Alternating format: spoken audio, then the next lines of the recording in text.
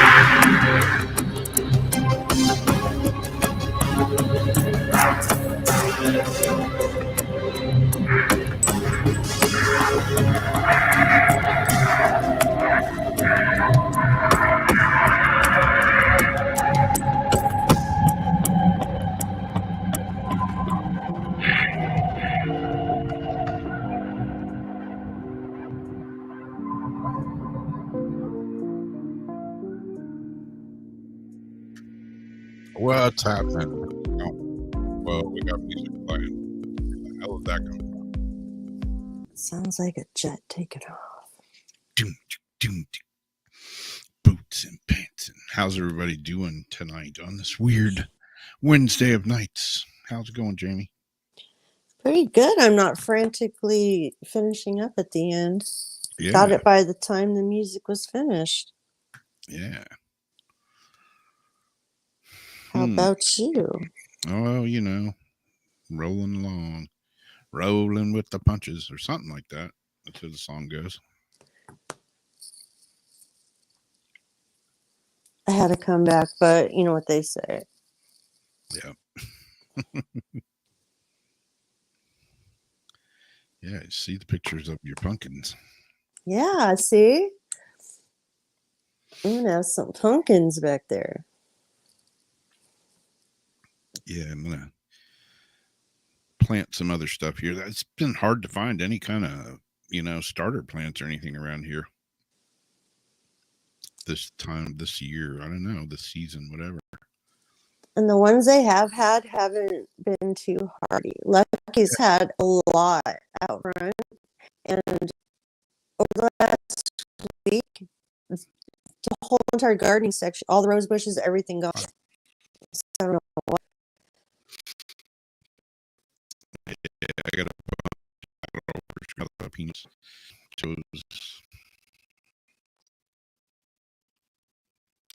Bananas.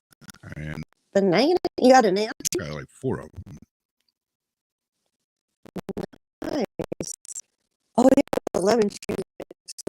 There's an apple tree. And then the neighbors have an orange tree. If I can get one of them grabber things. Yeah. And peas to plant. Yep. Like I keep thinking, okay, I'll be satisfied. Like I keep thinking, like there's like all these different things, and this year's kind of like experiment. You know, like to see what's going to work, what's not. You know, picking lighting areas and to actually sustain off of it. You know, the one cucumber's not going to do much, but have it where it's a cycle, so when you're harvesting you have more coming up, like a Christmas tree farm. Yeah, exactly. Just if things get real bad. Yeah, last season or so, I had tons of lettuce, all different kinds growing. It was awesome. What's up, Amy? How's it going? Yeah, it's always nice just to go out in the yard and make a salad, bring some broccoli in. Oh yeah, broccoli. Broccoli, cauliflower, had all that growing. I need broccoli. Amy says the audio is crackling. Royal said, anyone having audio problems? Is it my crackling? Let me mute. Is it me crackling or is it Jamie crackling? Okay, now you mute. Is it me crackling or is it Rob crackling? Or are they hearing my vape?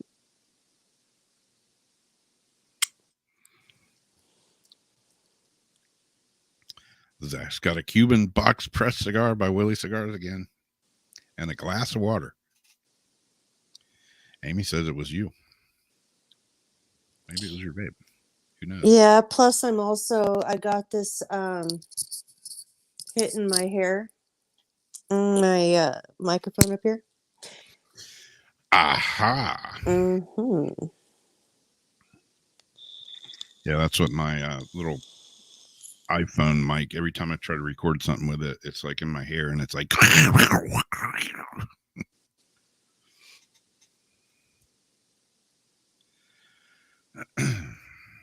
JL says you were both crackling for me. Crackling or cackling? I may have been doing some cackling. My brain's been crack-a-lacking. Yeah. Well, it's important to hydrate. That's true. I got Willie my Cigars. giant jug of water right here. I got my mint lemon water right here from the lemon tree. That's some other stuff I got planted is peppermint and sweet mint. This is spearmint, but I want to get peppermint. The only problem with having all those kinds of mint growing is it inspires me to drink mojitos. I think it makes the water, I've been reading a lot about the benefits of lemon in your water in general, and I've been drinking that forever.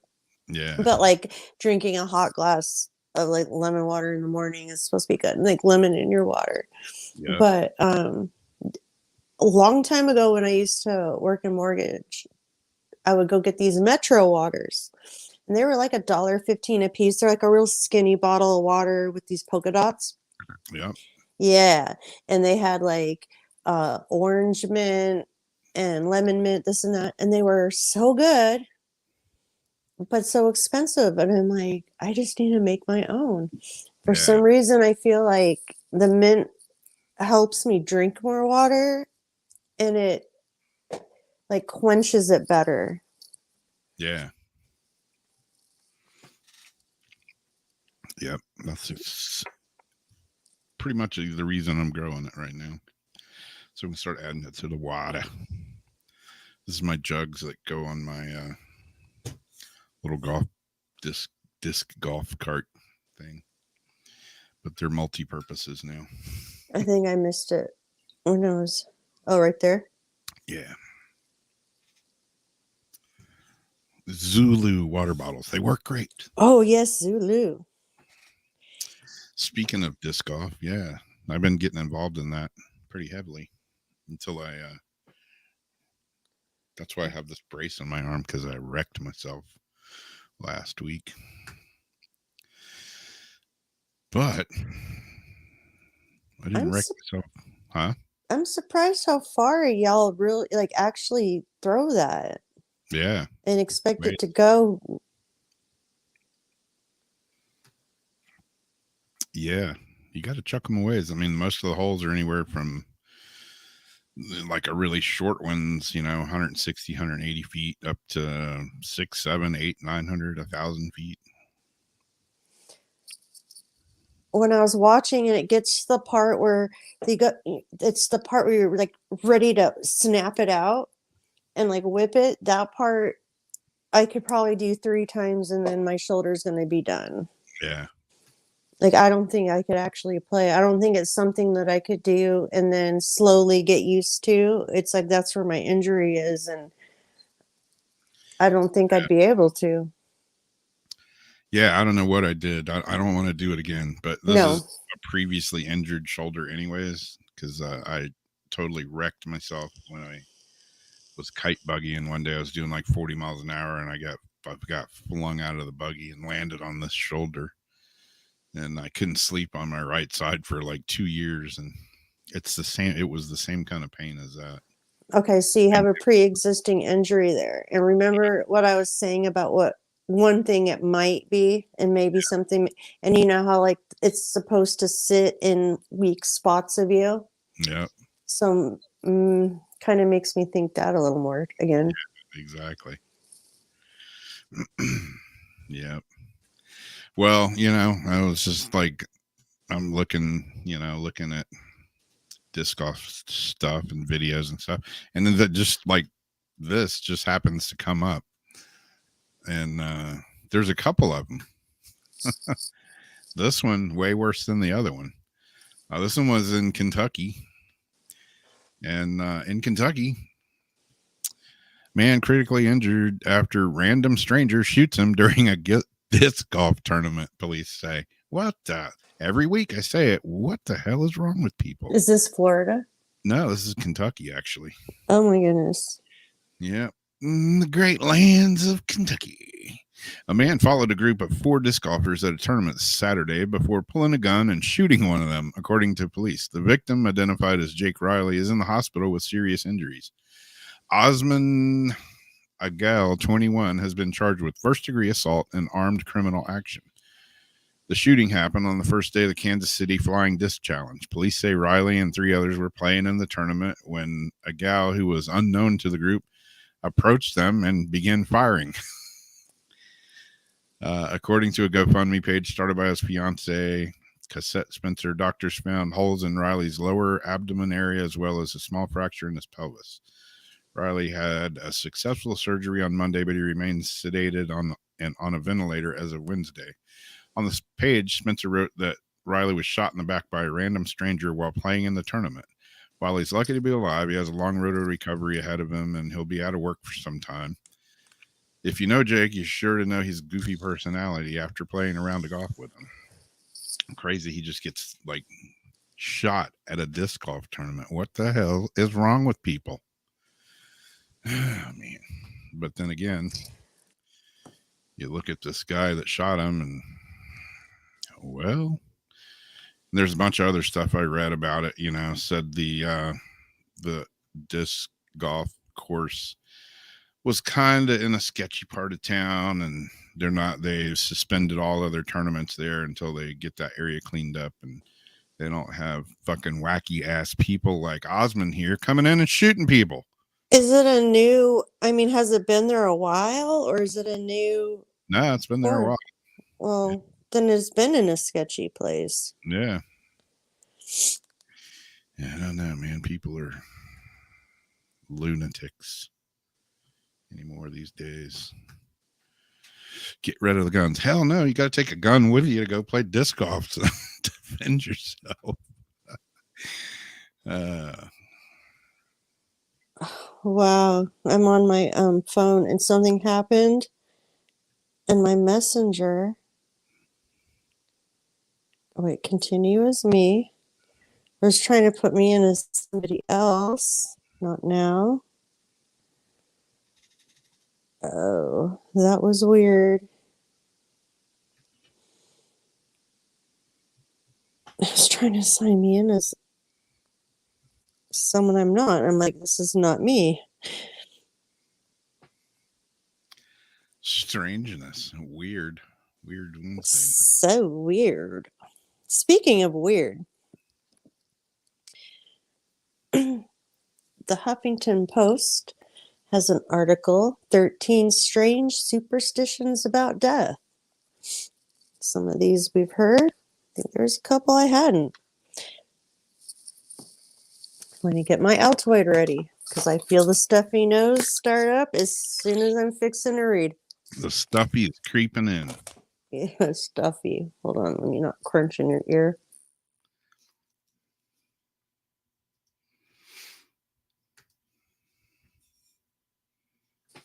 Okay.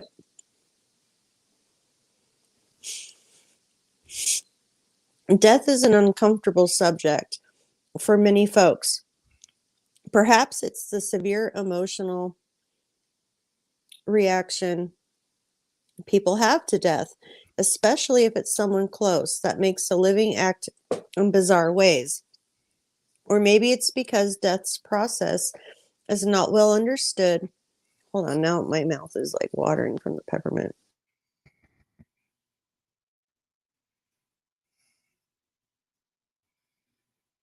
Always an issue. Or maybe it's because death's process is not well understood that causes normally rational individuals to believe in irrational concepts. Yesterday, I was looking over notes from my basic coroner training. One segment was in understanding various cultural practices and tradition about death. This was valuable information as a difficult part of a coroner's job is interacting with the deceased's family.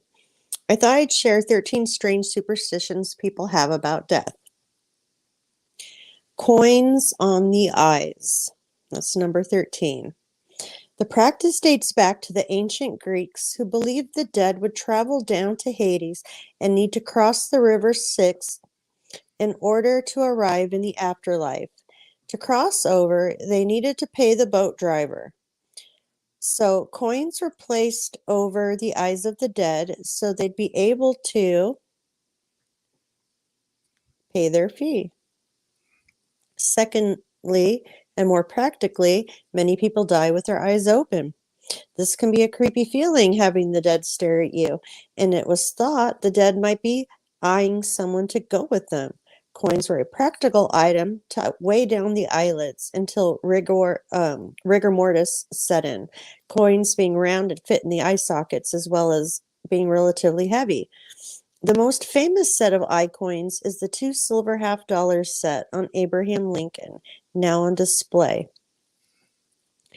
Number 12 is birds and death. Birds were long held to be messengers to the afterlife because of their ability to soar through the air to the homes of the gods. It's not surprising that a number of myths materialized, such as hearing an owl hoot your name, ravens and crows circling your house, striking your window, entering your home, or sitting on your sill looking in.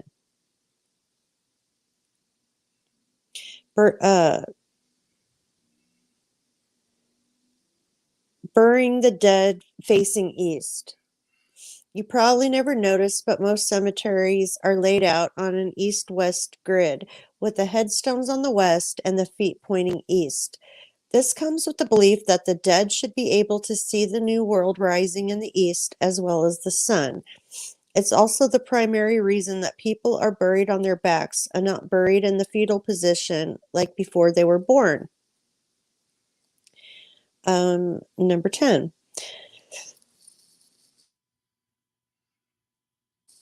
I've heard this one too. Remove a corpse feet first. This was body removal 101 that we learned in coroner's school. We always removed a body from a house with the feet first. The practice dates from Victorian times when it was thought if the corpse went out head first, it'd be able to look back and beckon those standing behind to follow. Number 10. Oh, wait, that is still number 10. It's still considered a sign of respect, but coroners secretly know it's way easier to handle a body in rigor mortis by bending it at the knees to get around corners rather than forcing the large muscles at the waist or wrenching the neck. Number 9, covering the mirrors. It's something a lot of us have heard. It's been held that all mirrors within the vicinity of a dead body must be covered to prevent the soul from being reflected back during its attempt to pass out of the body and onto the afterlife. This practice is apparently strong in Jewish mourning tradition and may have a practical purpose to prevent vanity in the mourners so they can't reflect on their own appearance, rather forcing them to focus on remembering and respecting the. I don't know about that part, but maybe. Number 8, stop the clock. Apparently, this was a sign that time was over for the dead, and the clock must not be restarted until the deceased was buried. If it were the head of household who died, if it were the head of household who died, then that clock would never be started again. And then it made her think of a song. Number 7, flowers on the grave. Another odd belief is about flower growing on a grave. If wildflowers appeared naturally, it was a sign that the deceased had been good and gone to heaven. Conversely, a barren and dusty grave was a sign of evil in Hades. The custom evolved to putting artificial flowers on the grave, although it's now discouraged by most cemeteries due to maintenance issues. Additionally, it's always been practiced to put flowers on a casket. This seems to have come from another practical reason. The smell from the scented flowers helped mask the odor of decomp. Number 6, pregnant women must avoid funerals. Ever hear of this? I didn't until I researched this article, says the author. It seems to have come from a perceived risk where pregnant women might be overcome by emotion during the funeral and miscarry. Number 5 is celebrities die in threes. Most people heard that Ed McMahon, Farrah Fawcett, and Michael Jackson died 3 days in a row.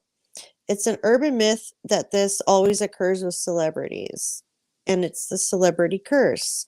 To debunk this, New York Times went back 25 years in their archives, and apparently this is the only time 3 well-known celebrities died in a 3-day group.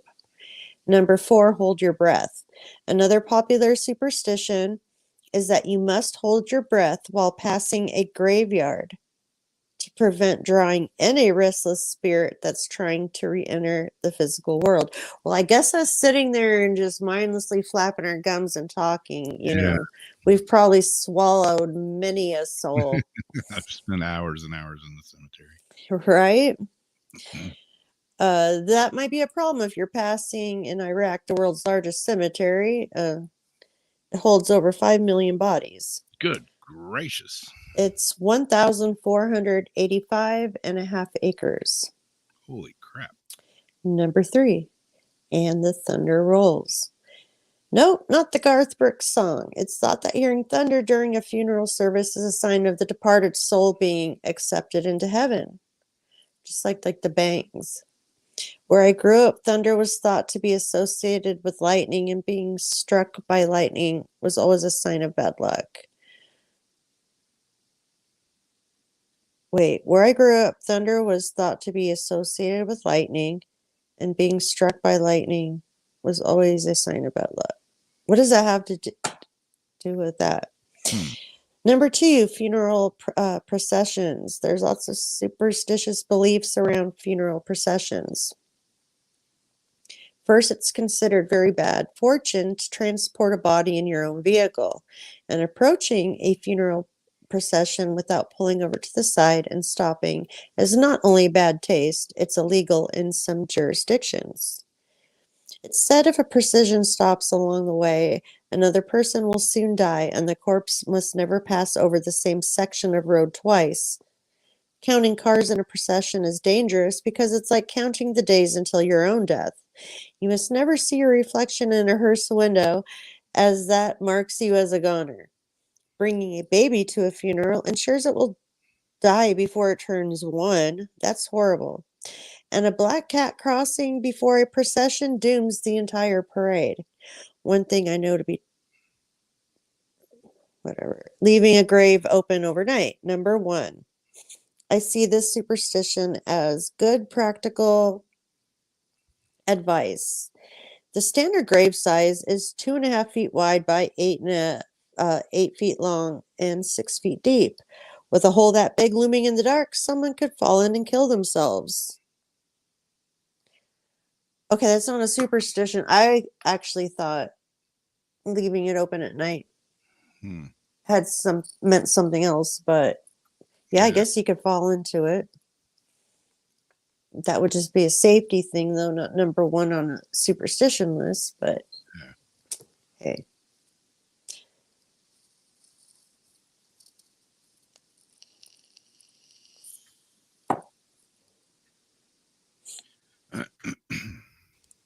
They had like 4 other weird things like that I could spread out over the next month. Oh, there you go. Yeah. The 9 weirdest small towns on Earth, the weirdest museums of the world, the weirdest, this one sounds fun, the weirdest roadside attraction in every state. Oh, there you go.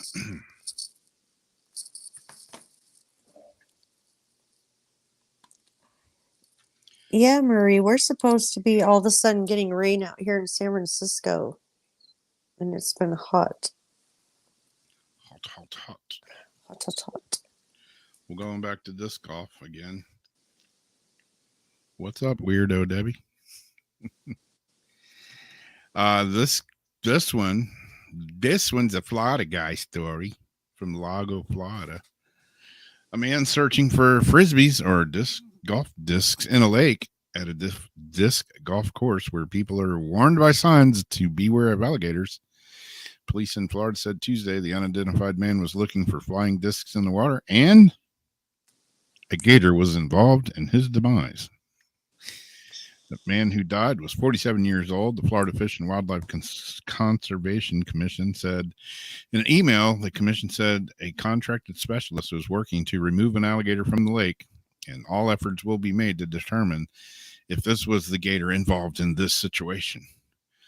Park's website notes that patrons can discover the sport of disc golf on a course set in the natural beauty of this park. Course is set along the lake, which has no swimming signs and don't feed the wildlife. Alligators and other things are posted along the way. It's Florida, people. It's a freaking swamp. We got a shitload of alligators here. In fact, there was an article I was looking at earlier that I didn't even bother to send you because it was like an alligator swimming in a Florida person's pool. Oh, yeah. That Like happens too. all the time. I've seen them on the beach here. I've seen alligators everywhere. Been out fishing, seen them. Yeah. People who frequent the disc course said it's not unusual for someone to look for lost discs that can be sold for a few dollars, or most people write their names on them. You could return them to people, but it's better to sell them, I guess. These are people that are down on their luck, crackheads and like with golf balls. Yeah. 56. Tampa. Sometimes they dive in the lakes and they pull out 40 discs. You may sell them for $5 a piece, and you may sell them for $10 a piece, depending on the quality. Now, police are telling people to avoid the lake while the investigation continues. How about you avoid the lake while the freaking beware of alligators signs up? It's Florida. If it says beware of alligators, they're not shitting you, man. There's fucking alligators in the pond. I guarantee it. And no $5. Yeah, it's hey, if it's worth it to go swimming with the gators, to try to find a plastic disc, well, you accept the consequences when one of them attacks you and kills you. Gator's like, oh hell no, that's my disc. Gator don't play no shit. We used to go in the Springtown golf courses and fish out balls and sell them back.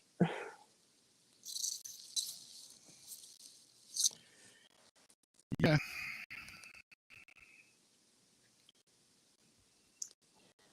All right. This is from Fox News. The last Salem witch pardoned 329 years after Massachusetts students became involved. This is pretty cool.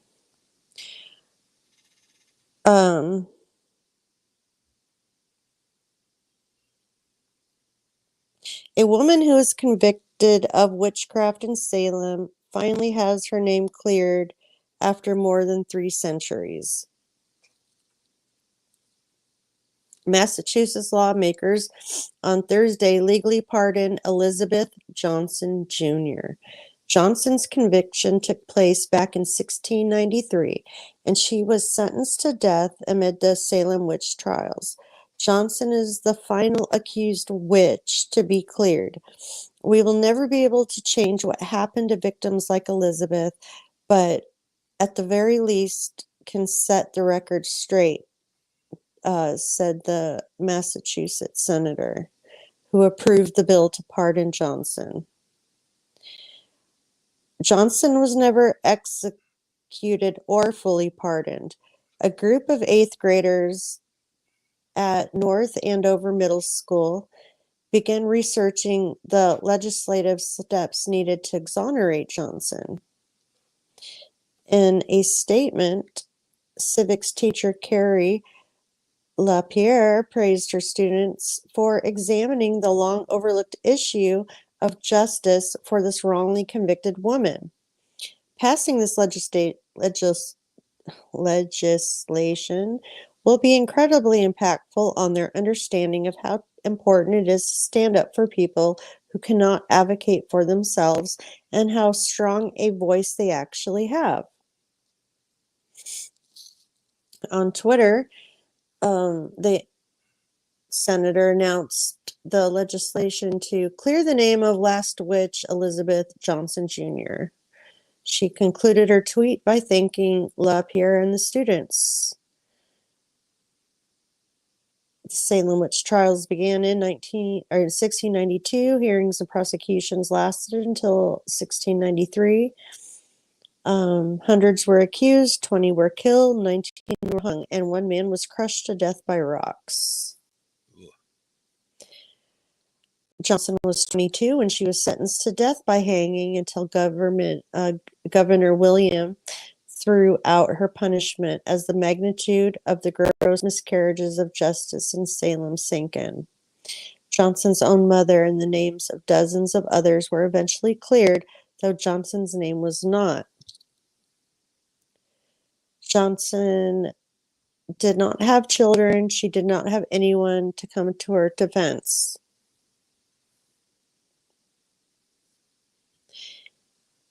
It showed how superstitious people still were after the witches' trials, a 14-year-old said.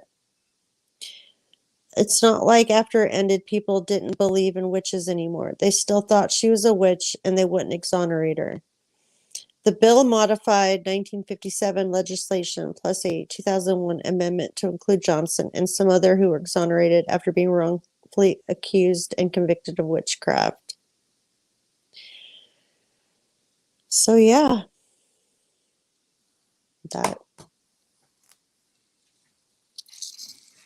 I thought was a very happy thing to read, even though they can't go back and fix what they did. We think you're a witch, so we're gonna burn you at the stake. Yeah, let's see if you can. You were gonna throw you in the water. If you drown, you weren't a witch, but if you swim, you're a witch and you're gonna die. Yeah, we're gonna put these bricks on your feet too. Just to double test out that theory. Yeah. Fucking people are crazy people. And I know there's lots of people in our chat that this resonates strongly with. Yep. Well, we got this bipedal dog-like creature photographed outside a zoo. Dog-like people? Dog-like creature, people, bipedal dog-like creature. Look at him up close. I don't know. Kind of looks, I'm thinking it's Sonic the Hedgehog, maybe. I don't know. It's no, it's Wolverine. Wolverine, there you go. Like he's gonna go. Yeah. Wolverine paw. I don't know. It's pretty weird looking. It is.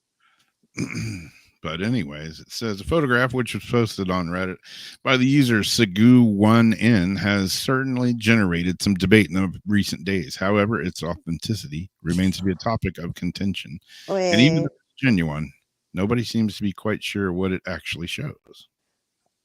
Say on what? my computer, it looks like a dude sitting in a chair with his legs wearing like a weird dog, like one of them weird cosplay helmets, like hats. Yeah. And it's a blurry picture because it looks like legs, like human legs sitting down. Yeah, it kinda Like does. he's sitting on a brick wall, almost like it's sitting on a brick wall rather than that. At first, I thought it was like a stature. Yeah. But I'm sorry. Kind of does look like he's sitting on something. I believe it was painted from inside. I believe it was pointed. Oh, Jesus Christ. Let me try this again. It was posted in a private zookeeper Facebook group. The keeper said that they caught the image on a trail camera pointed at the perimeter fence and couldn't figure out what it was. I believe it was pointed from inside the zoo at the perimeter fence. It was the Amarillo Zoo. The OP's other posts go back to at least a year and are all just normal animal keeper type posts. Assuming that this picture has not been doctored, it certainly seems to show some sort of animal. However, it's unclear what type of animal it could be. Another possibility is that it could be an optical illusion, and what we're actually looking at is a clump of vegetation or something that mundane that just happens to look like a creature. Well, there's an easy way to debunk that is go see where the camera's pointing, and in the daytime, see a clump of vegetation there, because vegetation doesn't walk around the last time I checked. Whatever the case, it's certainly unusual. Yeah. Okay, it looks like a werewolf mask, and it looks like if they can see animals from the outside of the zoo, it's almost like someone's sitting on like a brick wall, maybe wearing a trippy mask to freak out the animals. I don't know. It looks like a werewolf mask. Yeah. And like run your mouse there again. Wait, go back. Okay, go down. Now see where his hand is. Now shoot out that way. Keep going. Make a line. Do you see that dark line right there? Yeah. Does that look like the line of like a brick wall? Like a shadow, maybe? Could be. I don't know. What do you guys think? I mean, the easy way to debunk it is there a brick wall there? Is there a clump of vegetation there in the daytime? You need a reference picture. Yeah. If I was going to post this, I would say, hey, this is some weird shit I caught on my camera. And by the way, here's a picture in the daytime of what it looks like. Exactly. Jojo the dog faced boy. What did Biden say? Pony faced dog soldier. Maybe that's what it is. It's a pony faced dog soldier. Or something like that. I don't know what the hell he said.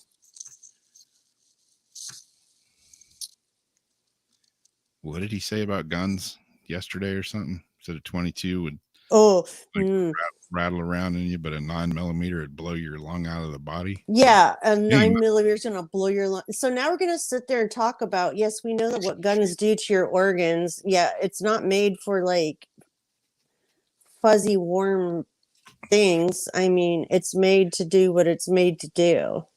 And I've never seen a 9mm do anything like that. No. It'll poke a hole in you, but. And he says, if we can't get a grip on the ARs, then we might as well go after the other most popular ones. Like that takes away your entire argument about these big. Oh, the police were too scared to run in because the gun that the shooter had was too scary for him. No, they were given bad orders and didn't know what the F to do, and we're like, oh, what should we be doing? They weren't scared of the gun. Yeah. But anyhow, what we got here is a shit show. How high is that fence? That's a good question. I don't know. I do not know the answer to that question. You know how they do have all that? Okay, so I can't think of the company, the factory that got closed down for the tainted baby formula. Okay, so there was this. Yeah.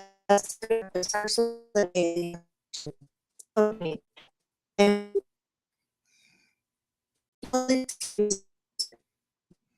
the meantime, now they have a 2-week agreement to get it like up and running again. Okay, do you know what they were doing with all of it? There was like stacks and stacks and pallets of baby formula at the border, right? Yep. Did you hear about that? Yeah. I just learned they use baby because when I was reading it, one of the questions someone says is, do drug dealers use baby formula? And I'm like, huh. Yeah, they do. They use it as cutting agent. Like, Yeah. I didn't know that. Yep. So that just raised a whole other like can of worms in my head. Yeah. How much actually goes to where it's supposed to go? Well, why, is it at the border for the cartel? Yeah.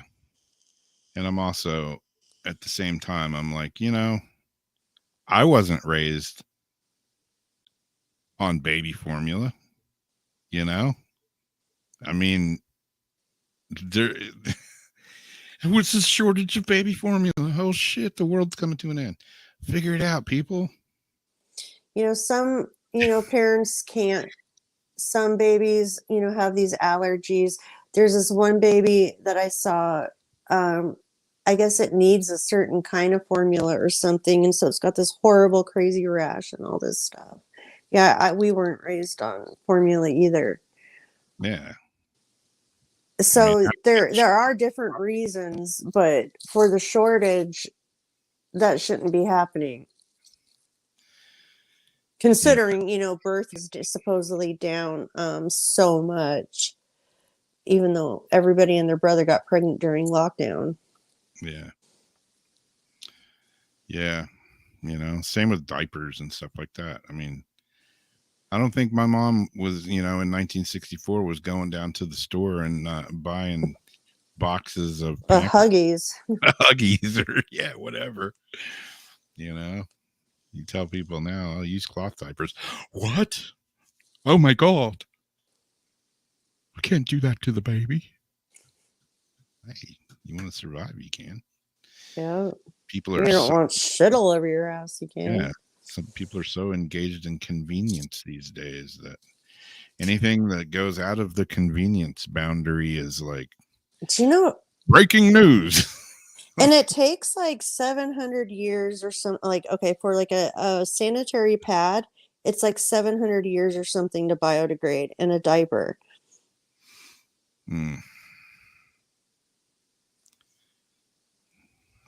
How long does it take for a diaper to biodegrade? 500 years. That's awesome.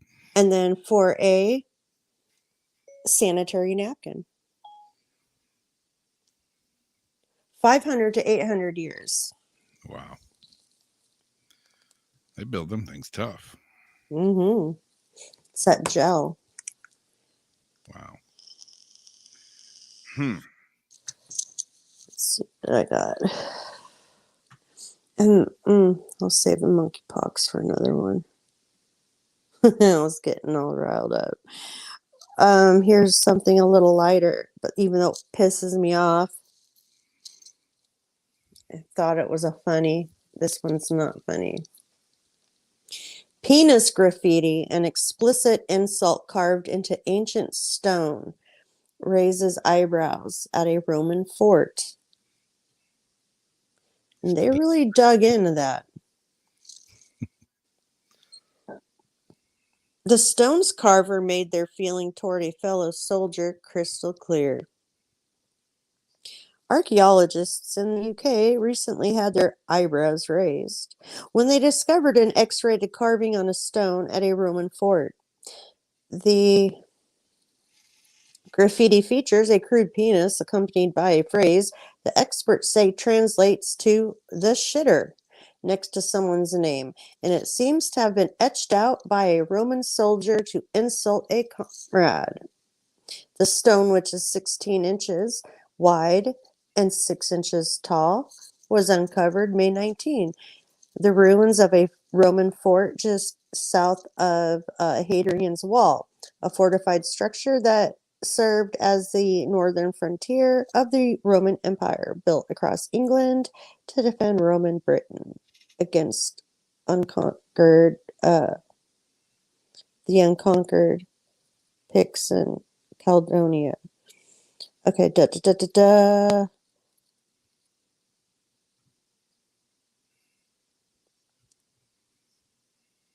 Volunteer archaeologist unearthed the stone during his second week at the excavation site. He wanted to remove the stone, which he kept tripping over while kept tripping over the while as excavating for several days before he was given the green light to remove it. Volunteers. It looked from the back like all the others, a very ordinary stone, but when I turned it over, I was startled to see some clear letters, Herbert said. Only after we removed the mud did I realize the full extent of what I'd uncovered, and I was absolutely delighted. The standout feature of the stone is the girthy graffiti, but the researchers were more interested in the writing that accompanied it. Experts recognized the phrase second Dinas Cockor as an abbreviation for Secundinus Cockator, which translates to it all comes down to the shitter. The recovery of an inscription, the direct message from the past, is always a great event on a Roman excavation site. See, I thought this was vandalism at first. This has really raised our eyebrows when we deciphered the message on the stone, he says. Fallacious carvings were not uncommon in the Roman Empire. The new carving is the 13th phallus uncovered in whatever that place is called, and only a quarter of this site has been fully excavated. In June 2021, a carving of a naked horseman and his exposed member was also uncovered. Penises were normally carved as a symbol of good luck or fertility, according to the statement. Like the Shah's Persians, they call like their sons, like they call it the golden duel, meaning golden penis. However, the recent latest, Hey man, what you doing? Oh, just carving a big old penis. Why? It's for good luck, man. And it looks cool. Just chiseling a dick. However, the recently discovered graffiti is clearly meant as an insult, which surprised researchers. The depth of the lines carved in the rock, that's what I thought, suggests that the artist spent a lot of time working away at the stone, which highlights how passionately they despised him, according to the statement. That's what I thought. Like, they really got in on that. Yeah. Yeah, like you said, you thought it was vandalism. I was thinking, it's ancient vandalism. It's actually, it's historic vandalism. There you go. He said, I have no doubt that the dude would have been less than amused to have seen this when he was wandering over the site over 1700 years ago. So yes, that dude's name, the shitter, with a penis pointing at it.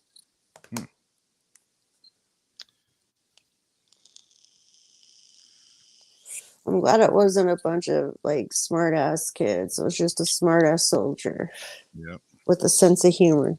It's nice to know those Romans had a sense of humor. Working on a stone hard penis. Mm-hmm.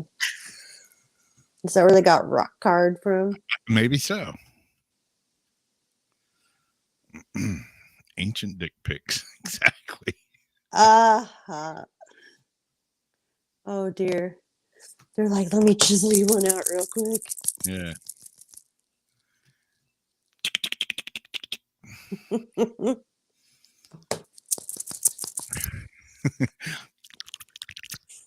You're just one of... Oh, golly. I'm going to leave it at that because I got lipstick on. All right. Here's one that, I don't know. I got a video that goes with it. and it's not a penis, but it's a U.S. Army helicopter that has footage of 3 UAPs, or what I would say UFOs, because, you know, I'm not politically correct. But anyways, they have released it. What's the difference between the plastic bags banned at the checkouts and at the registers, and billions of plastic garbage and leaf bags they sell in stores? Exactly. I was kind of wondering that too. It's like a big deal if you get them from the grocery store, but you can go to Home Depot and buy a pallet of plastic trash bags. I don't know. Anyways, this article says a genuine footage, genuine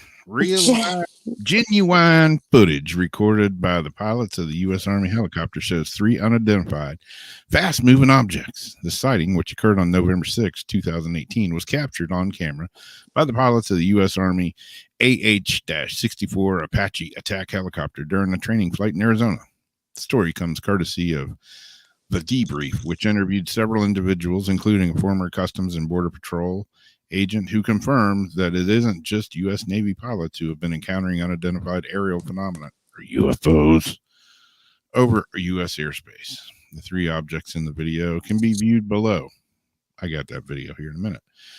They were moving at a high speed in a roughly triangular formation while seeming...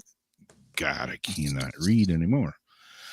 They were in roughly a triangular formation while seemingly rotating around one another as they headed eastward. Sounds like you might want to take one of those non-nauseous pills while riding in an alien craft. The Debrief spoke to the former U.S. Air Force F-16 fighter pilot Chris Lato, who confirmed that the objects in the video were, without a doubt, anonymous. The tracking rate is exceptionally fast, he said. Even if they are only a mile away, I calculate they go at approximately 1.28 m, well past the speed of sound. The circle dance maneuver is just not possible. They do a full 360-degree turn in less than 3 seconds. We have nothing in our fleet that can do anything of that nature. So here's the video. Maybe. Okay, here we go.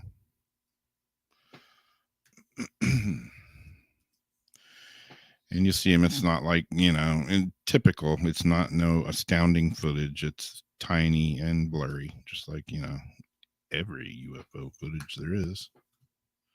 But you do see 3 objects in this thing, and they do it at different, they've like enhanced it, you know, different lighting features on it, so you can kind of see them a little bit better.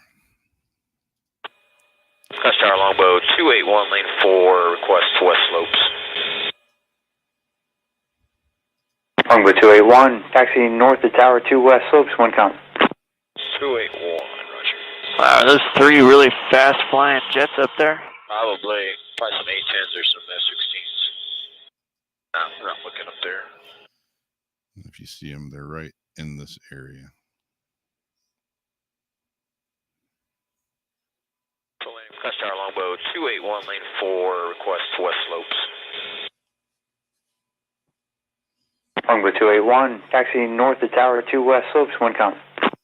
281, roger. Oh, yeah, Wow. I see him. 3 really fast flying jets up there? Probably some A-10s or some F-16s. Oh, I see 3 of them.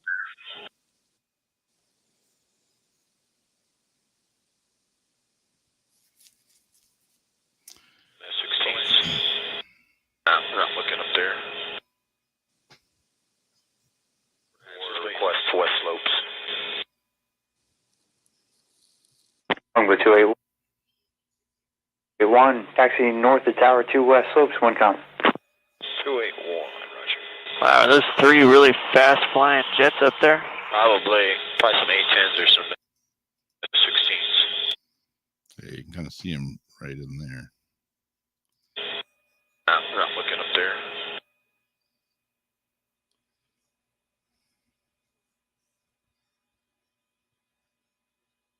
Longbow 281, taxi north of Tower 2 west slopes, 1 count.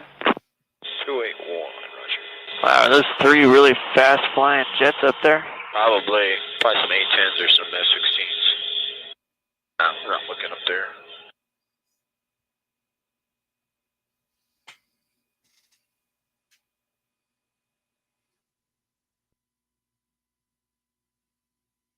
That was a good one right there. Yeah. 281, taxi north of Tower 2 West Slopes, 1 com. Right there. 281, roger. Wow. Those 3 really fast flying jets up there. Probably some A10s or some. That's pretty interesting. Yeah, I mean, they're A10s or F-16s, whatever, but then they said at the speed they were moving there's nothing that we have that would do that. So who knows? Another one of those, what in the hell? Especially like the way they were moving like that. Yeah. Like, were they going side to side? Or was that one like, did they think maybe it was 3 or was it a triangle one? Because it almost looked like it was like, Yeah. Yeah, who knows? Royal says, I mean, jets, exactly. I don't think they were jets either. Jets don't look like that. At least not the jets that we have. They may have been jets, just not from here.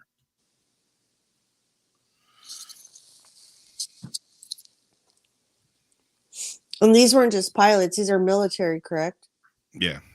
So they know what they got. Yep.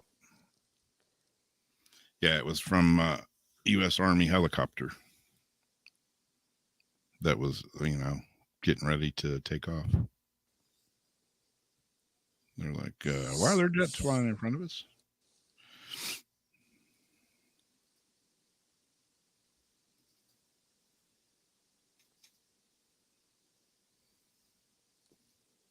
So I'm not going to read this whole one. It was just a woman.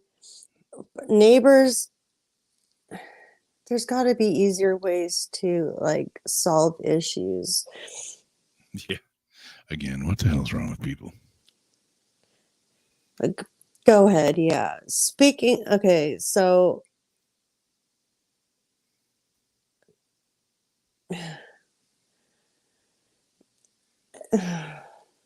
And you know what? I hate to say it, but my friends and I did something similar to somebody. Yeah, I lit, bags of dog shit on fire on people's front steps. I didn't do it, but she was upset at her neighbor who she was cleaning the lady's house and helping take care of her, and like it was just this big nightmare. And so she took her baby's diaper and like smeared it all over the handle. Gnarly. Exactly. Says Amber Heard strikes again. Yeah. And early, that was funny what you said, Zach. You said the one about the sitting on the check, right? In early 2021, Courtney Cobb and her boyfriend moved into a block of flats. Initially, the couple, okay, so they started out friends with their neighbors, and then all of a sudden they were nightmare neighbors. And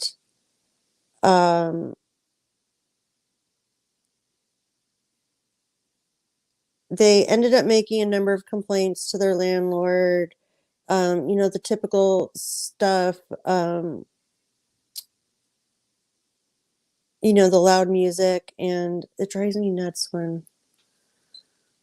Wait, These nuts. I hate these articles. Basically, their neighbors smeared shit all over her wall. Yeah, Royals is shitty neighbors.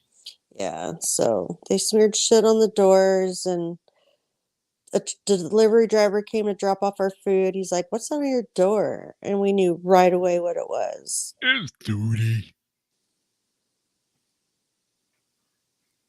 Duty door knocker. So yeah, basically, big neighbor fight ends in dog shit on the door, which it could be worse if you can take that face down now. Yeah. Because I don't think they want to see the actual poop on the door.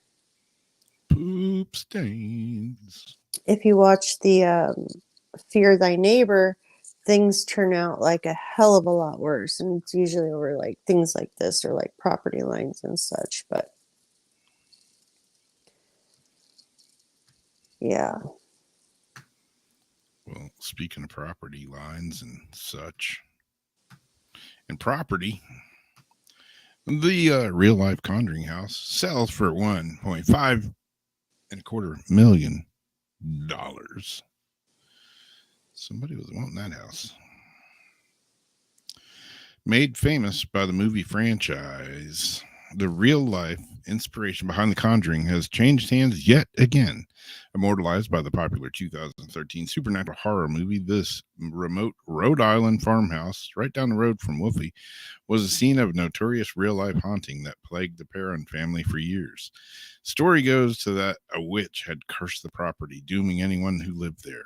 The Perrons experienced a manner of unexplained occurrences, which reportedly became increasingly sinister and threatening as time went on. Since then, the house has changed hands a number of times, and the Heisen family purchasing it in 2019. And now, after going on sale yet again in 2021, it has been bought by a developer who intends to keep it open for the public. So now, supposedly, you can actually go in the Conjuring house, and maybe even stay in there and see if anything happens to you. Would you? Of course. That is a lot of money for an old farmhouse. Farmhouse? An old farmhouse full of evil. Who knows? Could be. You never know. Lori says, oh no. Hail to the no.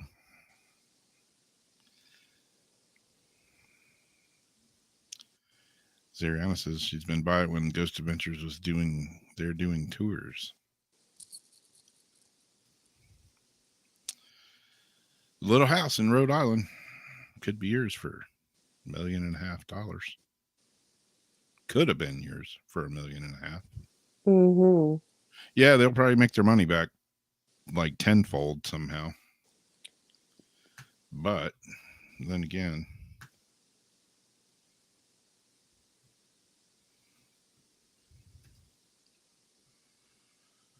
I think I got two more.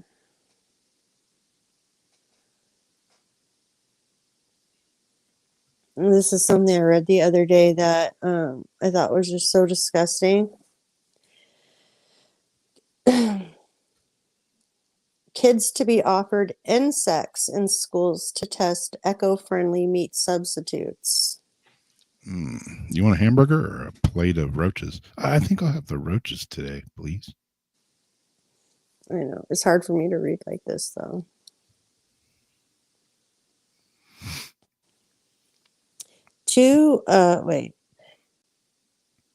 Academics from Cardiff University and the University of West England are contemplating feeding insects like house crickets and mealworms to primary school children from 4 schools in Wales. While chicken nuggets and French fries are the popular choices at school canteens, these researchers plan to feed children from ages 5 to 11 a different item. Experts want to motivate parents to avoid meat and serve kids spaghetti sauce made with insects and plant proteins. Researchers leading the project will also survey schools to find out primary schools' children's attitudes towards environmental issues. Through the survey, they aim to find out ways in which younger people can be educated on the nutritional and environmental benefits of consuming insects and cutting out meat consumption. 2,000 insects in the world have been identified as edible. Bugs are high in protein, for instance, black soldier fly larvae, mealworms, crickets, and locusts. Experts believe they are sustainable substitutes for traditional sources of protein like meat. They reported that scientists want to reduce the world's carbon footprint. Production and consumption of meat-based products lead to emission, blah, blah, blah. If insects are used as a source of protein, it will reduce the required feed, land, and water, releasing fewer greenhouse gases. In this project, they initially planned to offer food items containing crickets and mealworms. So, to not finish reading the rest of it, yeah, they're experimenting with feeding children insects to see how well that goes, and that goes along with you know, I was saying to you about them pushing the mushrooms and other things right now, you know, if you can't get other food. Oh man. Zach says, roaches, the breakfast of champions. Exactly. Yeah, the day I come up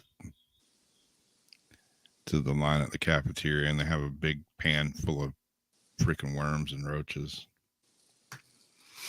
Just trying to get people used to other things. You know. Conditioning. Yeah, conditioning. But yeah, the roaches we can probably take down now. They want to take our jobs. They want to take our guns. Now they don't want me eating meat, man. People are going to flip the F out. You can't hit people with all that at once. No, they're slowly trying to condition us. Yeah. Yeah. I mean, I've cut way down on meat, you know, and I've tried the whole vegetarian thing and it's just not for me, you know. But I don't eat meat every day. But, you know, I mean, there's some people that do, I guess. Mm-hmm. Some people, you know, hell, I got some friends, that's pretty much all they eat.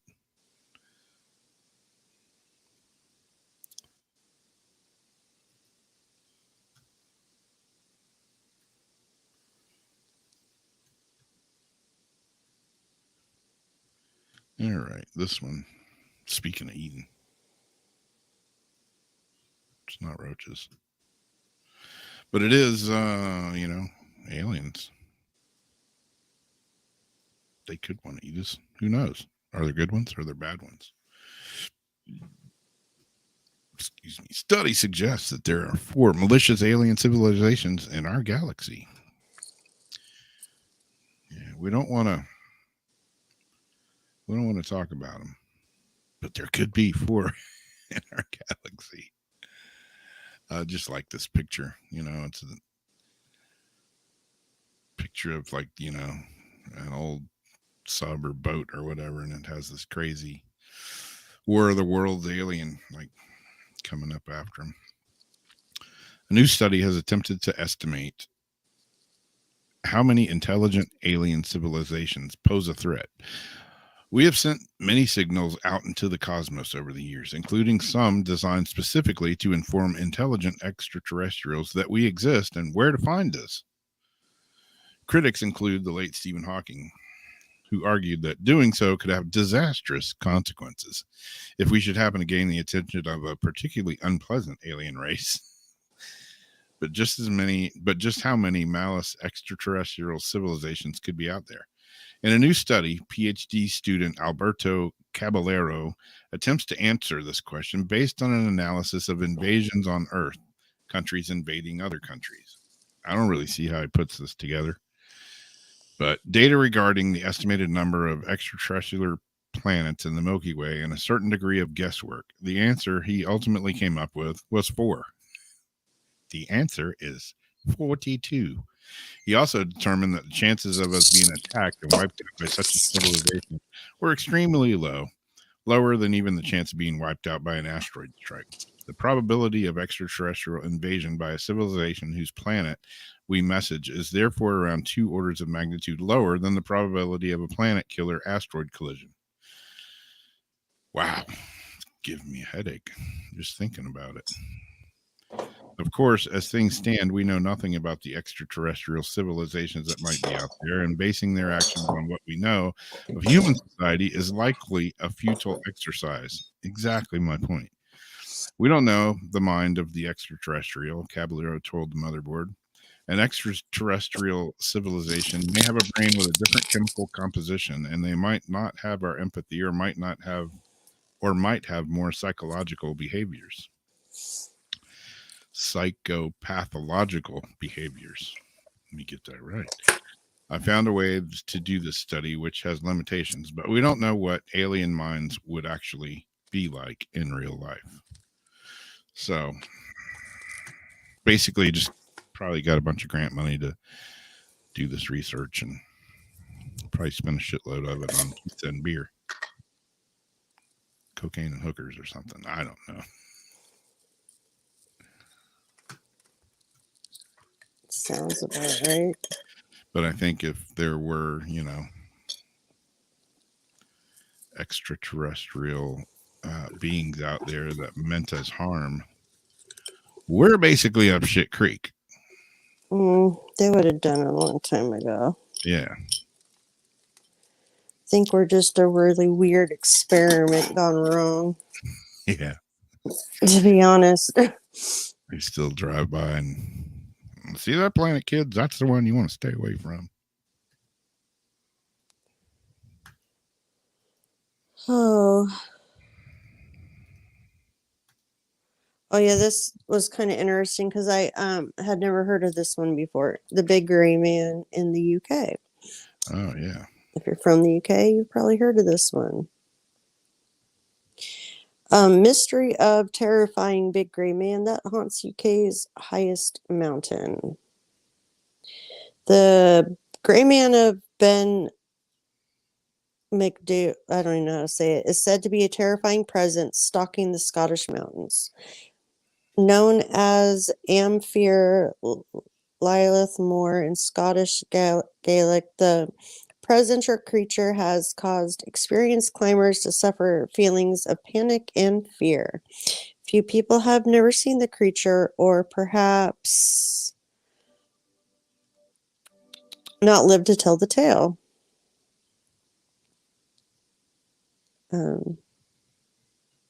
But there have been plenty of strange sensations on the mountain felt by mountaineers. The Grey Man is said to have to stalk the area.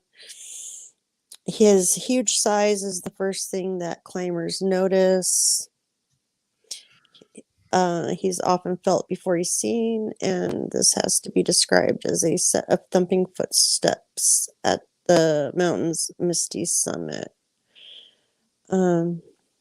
He's at least 8 foot tall, covered in short gray hair. He could be a relative to Bigfoot or the Sasquatch.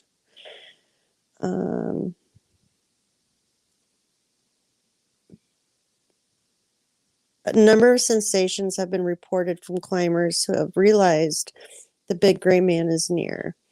These include vast, dark blurs which obscure the sky, strange crunching noises, echoing footsteps which pursue the listener, an icy feeling in the surrounding atmosphere, as well as a physical feeling of a cold grip on or a brush against the observer's flesh. So, yeah, if anybody has been up there and seen it, I'd like to hear about it. This is, as far as I know, the first time I've heard of this such big gray man. Yep.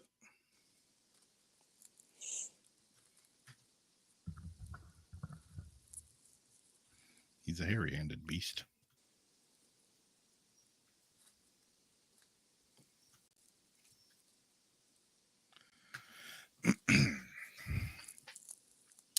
Yeah, Bigfoot. Yeah, anybody that's watching damn it, why can I never remember the name of this of a show? Anybody that's watching Skinwalker Ranch, if like afterwards, if you want to see something really cool afterwards, or watch something really cool afterwards, go to David Pilates' website, his his freaking YouTube channel. David Pilates is the 411 missing guy. And after every Skinwalker Ranch, he does his own video on, what he thinks, and he talks about it and stuff. And he's come up with some, really cool, his thoughts theories or thoughts. Yeah. And he brings up some stuff in each show that really makes you think.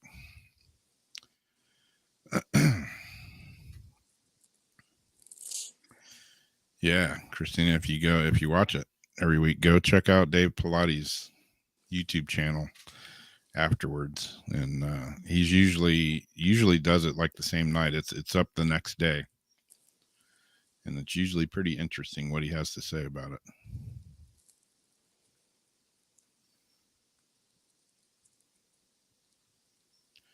Pilates, like the exercise. I always say it that way. I know. Pilates. I always thought it was Pilates, like the exercise. But yeah, really, that's like I don't really watch ghost shows anymore. You know, every once in a while I'll watch them just to see kind of what's happening, but I don't really watch ghost shows anymore, like Ghost Adventures or Ghost Hunters or any of that anymore. Ever since they started like premiering like new seasons on certain streaming channels, and then you have to wait like 6 months for it to cycle onto like cable, or have to go all over to all these different streaming things, or you can watch half of it on here and then the other half you have to get on like whatever plus. Yeah. It's like I wasn't into it enough like when it was convenient. So I haven't watched like none of the new Ghost Adventures, and that was all just for locations anyway. Yeah. But I see these new shows coming out. I seen a commercial for one the other day where I'm like, oh my gosh, I think back to where we were 7 years ago, and then see these people going on there, just not my thing. Yeah.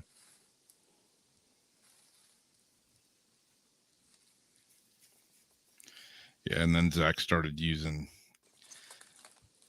tech gear from that jackass that ripped me off, along with dozens of other people. Paranologies. So that's another reason I don't watch them. Oh yeah. First, I thought you were talking about Zach here. Oh no.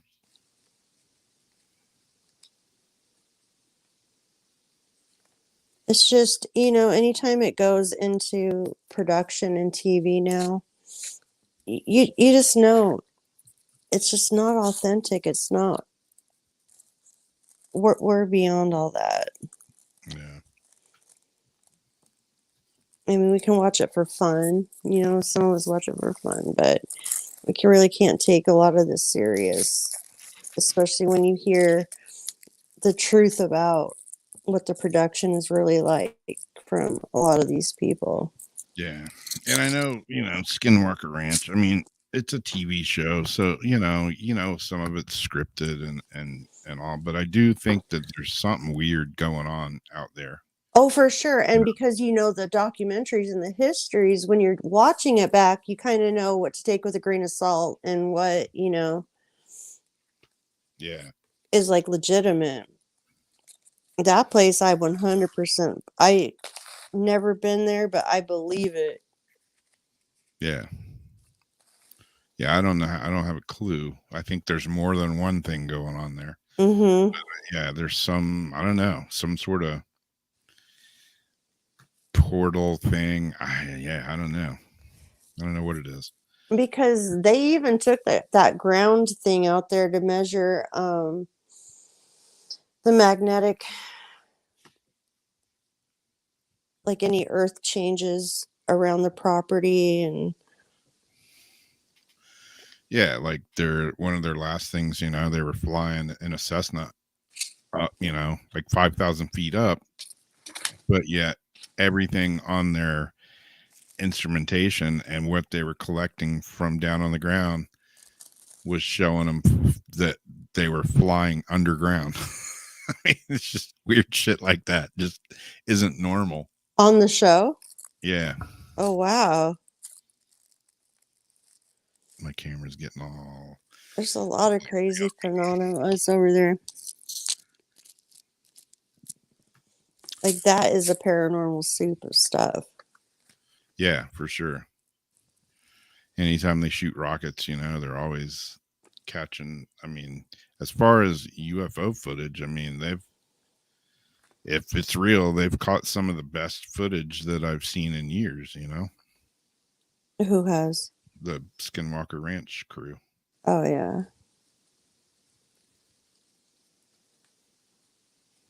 I'll never forget that deflated horse. It was like one of the horse. It was before they sold it. Remember they had the pictures of the horse, and it Yeah. almost looked like an ink blot drawing. Like somehow that thing was completely sucked out, like the whole insides, but it was a complete full skin. Like if something's just like stuck a vacuum in the mouth and deflated it like a balloon, and Yeah. like the whole head was even flat. Like there wasn't a skull. Like something Yeah, it's weird. that's just something that has stayed with me, that image in my head. Like what the hell? And then why do they drop it back?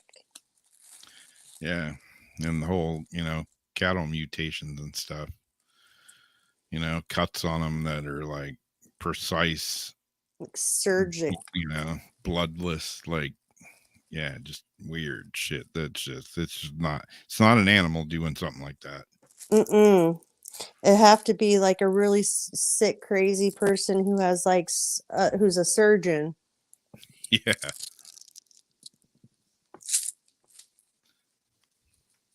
But even like, to remove the blood and, where it's just not a big bloody mess. There's like no blood. All the blood's been taken. It's like, how, why, where, when, why? Like perfectly skinned. Like there's no, it's just like a deflated balloon. Yeah. And yeah, like as Ariana says, I feel bad for the animals there. Yeah. I mean, I do see them. too. I see them there, and they've even said that they keep, cattle and stuff there because of some of the strange things that go on. So, and Like decoys? Or like bait or trigger I mean, items. that's what I mean. Yeah. It's like that scene out of Jurassic Park where they, The tie the goat. goat up. No. You can actually go on Google, or what is it? Google Earth, and look up, the coordinates for Skinwalker Ranch, and you can zoom in pretty close, and you can see those pens. There's a couple of pens that are just out in the middle of nowhere, and they're like bait pens. Oh yeah, I see it. Yeah. Yeah. No, they just need to have no animals there.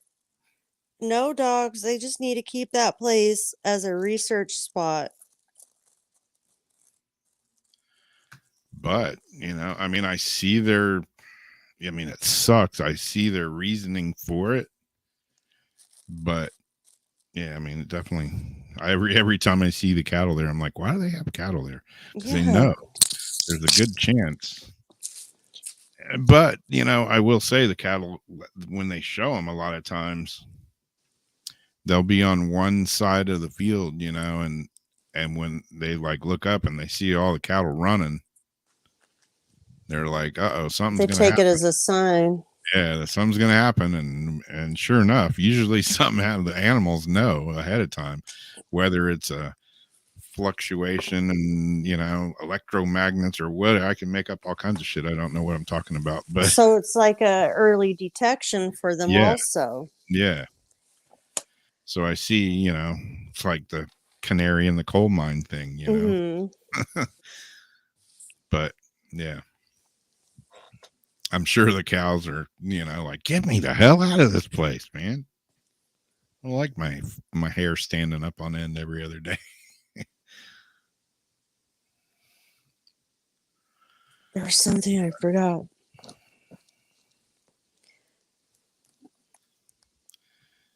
Do your astrology. Yeah.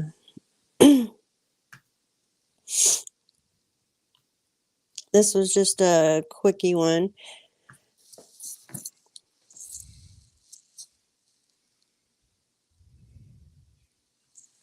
There was something about Skinwalker Ranch I wanted to say or ask you, and now it's completely. Yeah, that's one of the shows. Even though I nodded off in the last one, Why is my phone on low battery? it's a good one. Oh, probably because it's not plugged in.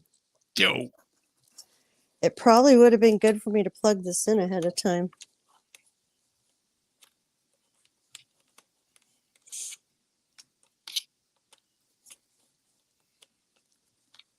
Shit. Okay. Oh, battery mode. yeah, I could talk about Skinwalker Ranch forever. Oh, yeah. So now we are in June, and June comes from the Latin word referring to Juno, the Roman goddess of marriage. Juno's name means to rejuvenate. The solar driven high energy month offers extraordinary potential in terms of creative expression. The magical calendar for this month. Let's see, I think we only go through the 7th this week. So the June 3rd, Mercury turns direct, and then June 4th, Saturn goes into retrograde. June 1st through December 31st is strawberry season. You've had enough lessons and entered a season of harvest. The next 7 months will shift your entire life.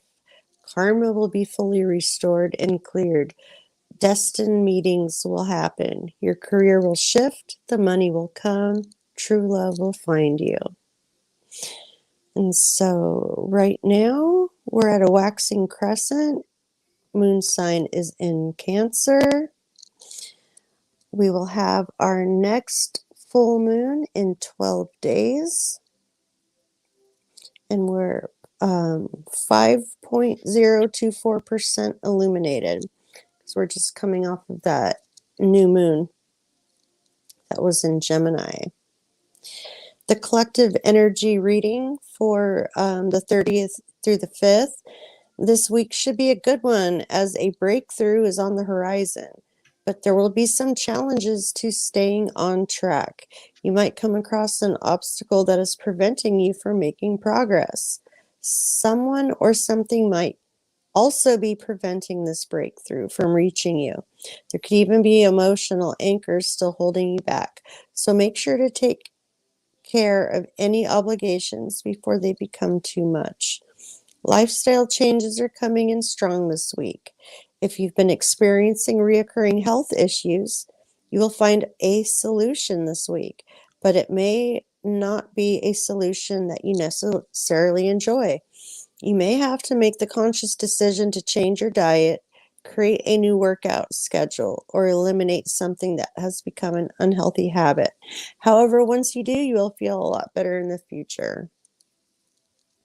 And then I added in the back this week's Planet Roundup if you're into going out and looking for the planets in your telescopes. There's some of the coordinations there.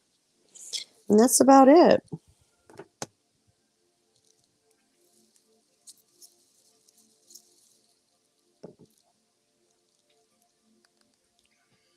I've completely stopped getting comments. Yeah, I did too. Oh, good night, Zach. However long ago that was.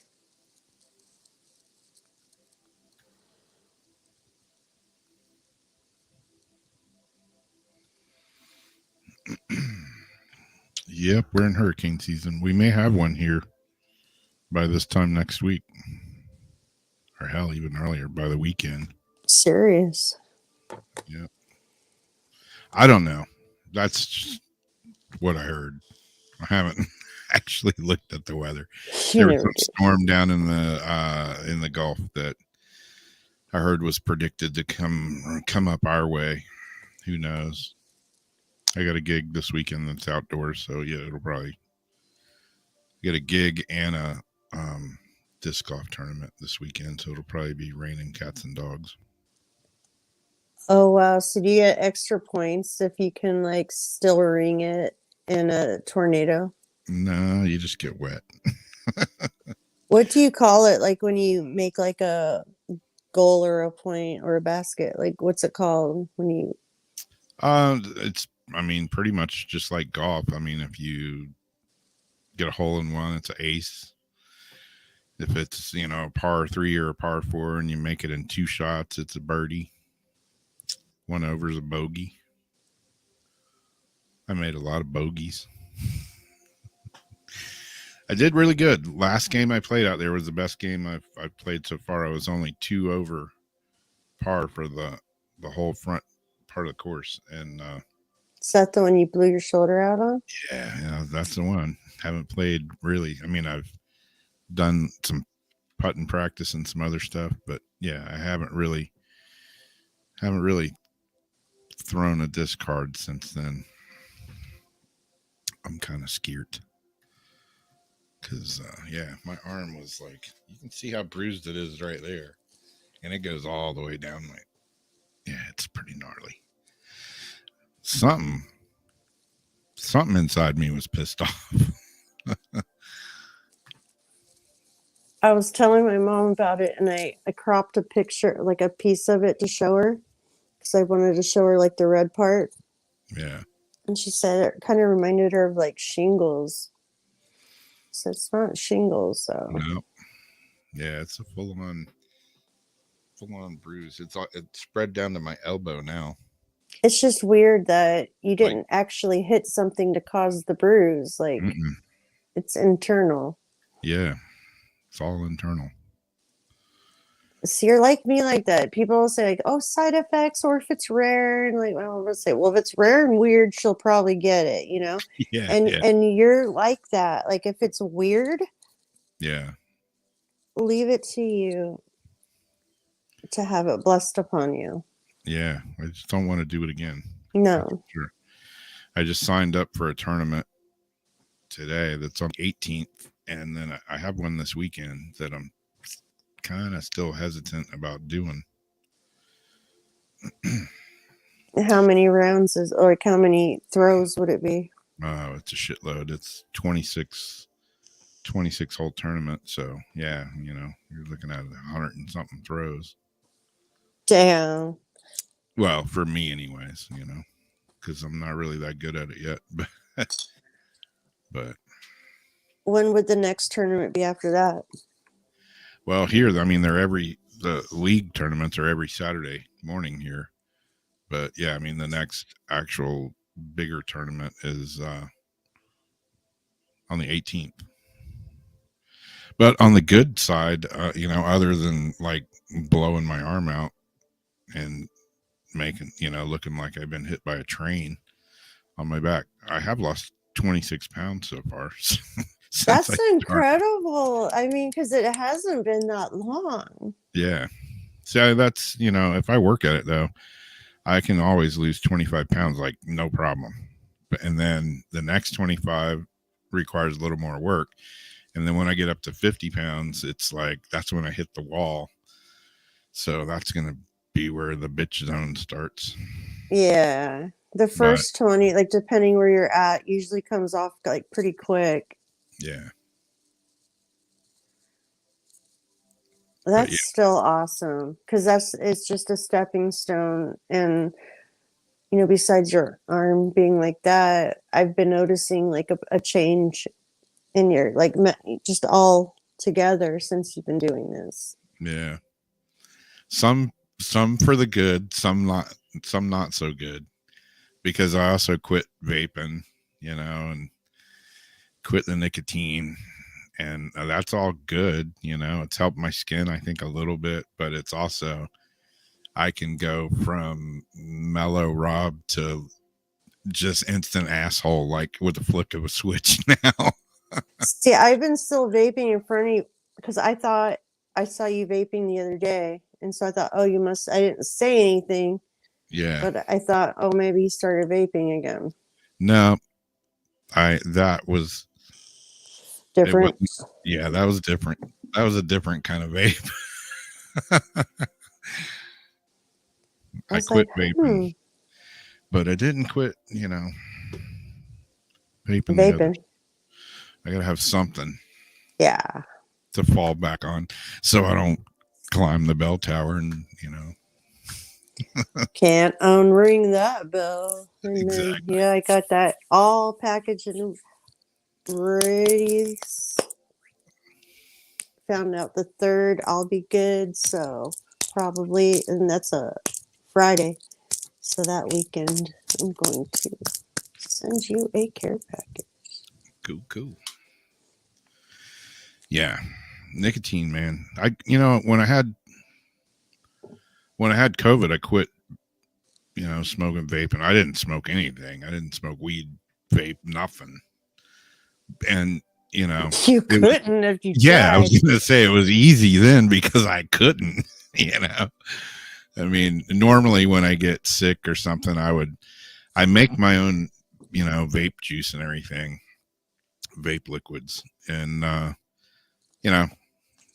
usually if I got like a cold or something, I'd make something with a lot of menthol in it, be vaping that. And it would kind of help, clear my congestion out and stuff. But yeah, when I had COVID, man, I was like, I wonder if some menthol would help, and I mixed up a little batch, put it in my vape thing, took a hit of it, and I thought I was going to freaking die. It hurt my lungs so bad. It was insane. So quitting then was easy, and then like I stayed off of it for like a month or so afterwards. And then one day I was just stressing out and I took a vape, and then next thing you know, I'm like back at it hardcore again. And this time I was like, you know what? Fuck you. I'm done. And I'm just done. And don't even think that there hasn't been days where I crave the living shit out of it. It's weird how it affects your brain. But I just keep telling it, no, go away. No matter how pissed off it makes me. I really have to stop too. And, I've told you kind of like a few reasons why. But and I was telling Jeff when we were talking the other night about it, I'm like, I really got to quit. I need to make it a conscious effort this year. Like by the end of this year, I want to go into 2023 vape free. I don't want any crutches. Like I'm trying to just get rid of any like things that besides coffee, I can't function without caffeine, no quality of life. But I don't want, like any medication, like any things that that's a crutch, or if I didn't have it, there would be a problem, I'd rather just get rid of it. So it's not a problem. Yeah. And yeah, as Ariana, it is hard. It's hard. It's hard as hell. Cause I mean, there's not a day goes by that like I'll go to a gig and I'll be playing music. And when I take a break, that's when I would go vape and go hide out by myself, or in the car on the way home or after dinner or what, it's like every day I think about it every day. And I'm just like, nope, no. Go away, demon. And it's hard for sure. So I mean, it's the same with freaking anything, with drinking, with eating food and stuff. I mean, there's, I'm really watching what I eat now. And there's lots of things that you've been making some bomb food again. Yeah. Salmon and them salads. Yeah. Yeah, Royal, your brother quit for 17 years. I quit smoking, and for 10 years I didn't smoke. And I was like a 2-pack a day Lucky Strike guy or Camels. And I just quit. Just one day I was just like done, quit. I quit for 10 years, and then I started vaping. Yeah, well, I've been doing that for the last 15 or more years. So yeah, nicotine, man, that shit grabs a hold of you. And I was on a really low dose. Yeah, mine's number 3. Yeah, I was down to 3 milligram. which is low, but yeah, I still. was smoking 2 packs of Marlboro Light 100s. I started smoking when I was 12. And then when my dad got sick and was passing, and it's been, it'll be 10 years this year, but a little bit before that, before the vape products and stuff were popular, my friend like got these things from his doctor. They were like these little inserts that went into like it looked like a little OB tampon. Basically the same thing. It was like a nicotine sponge that you would inhale and then throw it out. And then Jeff started getting these little like vape things. It was still really, really brand new. And so I started like converting back then, and then they started coming out with like all the cool stuff. But I was doing 24 milligram nicotine Yeah. and went down to 3. But even the delivery agents and stuff aren't good. Yeah. It's crazy because I got tons of flavorings. I got several gallons of vegetable glycerin and pints of nicotine and all that stuff sitting here. I left all the vegetable glycerine and all that at Jeff's. Had bottles of it. I still have vape devices here, There's like one right by my bed that I see every day, and I'm like, nope, not gonna do it. Not gonna do it. Wouldn't be prudent. Not gonna do it. I don't know. I guess I leave it there to remind myself. My one friend was like, get rid of all that shit. You don't have to see it. I always left a pack of cigarettes because I thought if I knew they were there, it was easier. It's like if I thought I had nothing, I'd go crazy. Yeah. But I knew if I really wanted it and I was going to freak out, it was there. Yeah, like Royal said, that's another reason cigarettes are $12.50 a pack up here. I bought Sam a pack of cigarettes the other day, and it was like here they're $9 and something. Yeah, they're 10. They're like 10 out here. Yeah, I brought them over to her. I'm like, here's another reason you need to quit smoking these damn things. Because, $10 a day, that shit adds up. That adds up quick. Fuck yeah. I was, working mortgage and stuff, and I had quit for like a good 5-6 months. And the real estate market was, doing what it was doing. So I had started this job. They thought they were going to need me for a long time. Well, after a month, like I just found the job, got the job, got set up. After a month, they had to let me go because their company started having problems.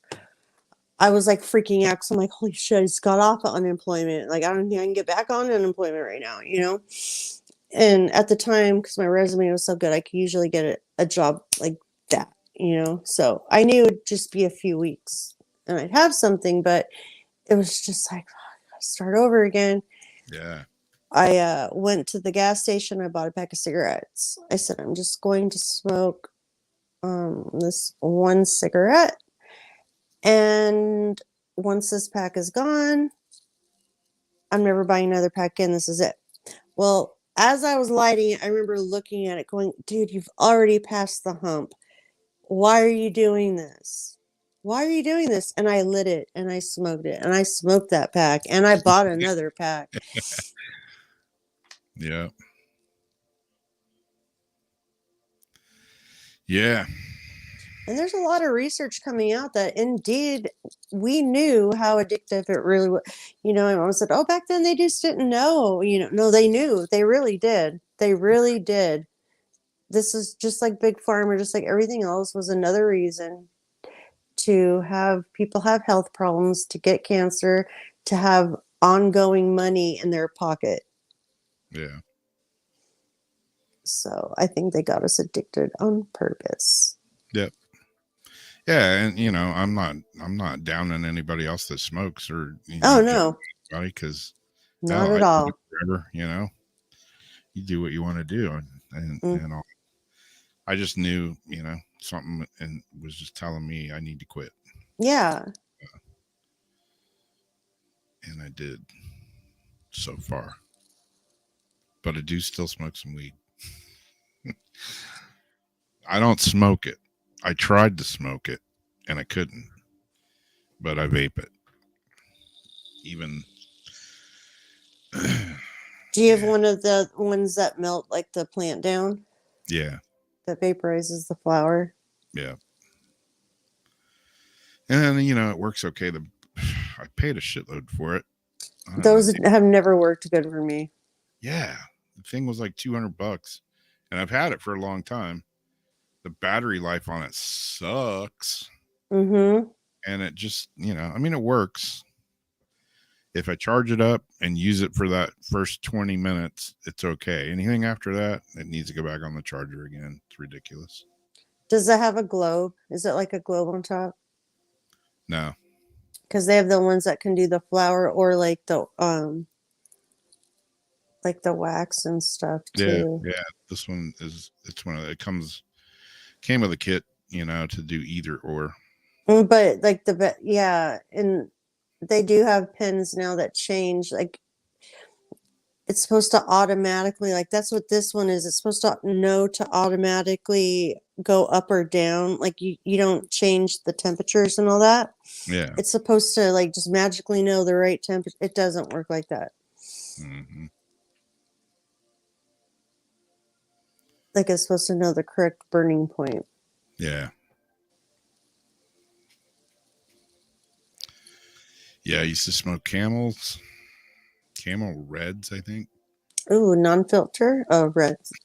And Lucky Strike non-filtered. And then I would smoke Cools. I was on the Cools forever. Mine was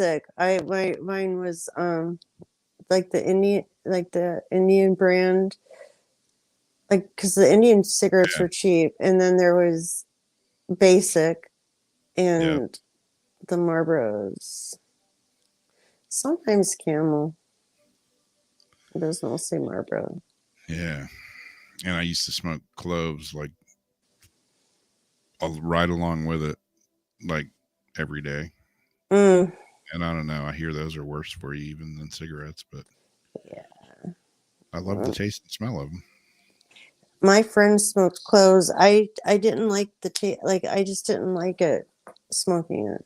I liked the smell, but I didn't like smoking them. Yeah. Yeah, the Jarums. Exactly. I used to drive all the way down to buy cloves because nobody sold them here. I Huh. would drive down to Daytona.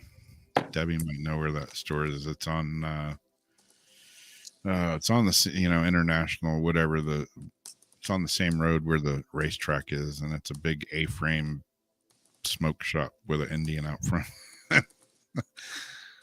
Or an Indian on the sign, I should say.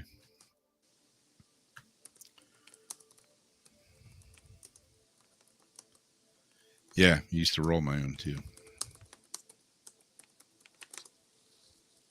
Yep. Then I do. Yep. Mine would get stale like way too fast.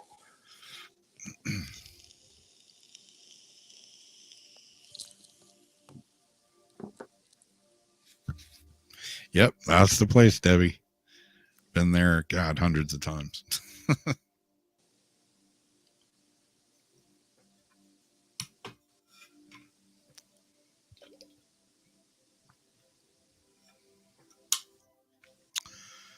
But yeah, that's my that's why I was so freaked out when I hurt my arm, because I was like, you know, I was playing disc golf every day, like getting up super early in the morning and going before, you know, it got Satan's anus hot outside. And then I hurt myself, and I haven't played in like a week now, and it's like freaking me out. Because, you know, it's like going to the gym. You get addicted to it. So I would go, and that was how I was getting my daily, you know, several mile walk in, was doing that. So I've been doing some other stuff to substitute this week. I watched your video that you put out about the tournament when you're. Oh yeah. I meant to have a lot more footage in there, but I went to pick up lunch for everybody from Publix grocery store, and they were an hour and 15 minutes late getting it. Prepared? Yeah. They were like way behind, so I hung out in the grocery store for damn near an hour and a half.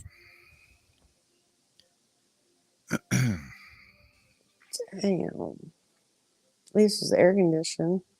Yeah, it was. Yeah. Pull attendant, I don't know what I did. I pulled or tore something because my whole arm, all the way down to my elbow and all the way through my armpit and halfway down my back, is bruised. So whatever I did a hell of a good job doing it. Is it still spreading? It's like it's all fading now, but yeah, it spread to my elbow, and it's still like it's spread down my back a little bit, like almost like it's bleeding internally. Oh God. I don't know what's going That's on. what does it. That's what it looks like too, and that's what makes no sense because you did not hit it to break any vessels. It's like you broke vessels from the inside out. Everything I read, no one said that you could get that happen from that. I can't find anything about it. I didn't even know that I did it until I was on the way home, and I was, sitting in my seat in my car, and I was like, God, my shoulder kind of hurts a little bit, and I could feel it. Like the way I was sitting in the car, I could tell that my shoulder was swollen because it was like uncomfortable, and then then it just started hurting. By the time I got home, it was hurting like a son of a bitch, and it was swollen up huge, and it's like I had a softball under my armpit, like not in my armpit, but just behind it. Oh. And, it was swollen up huge. And luckily my brother gave me. Can you see the swelling? Oh yeah. Oh yeah.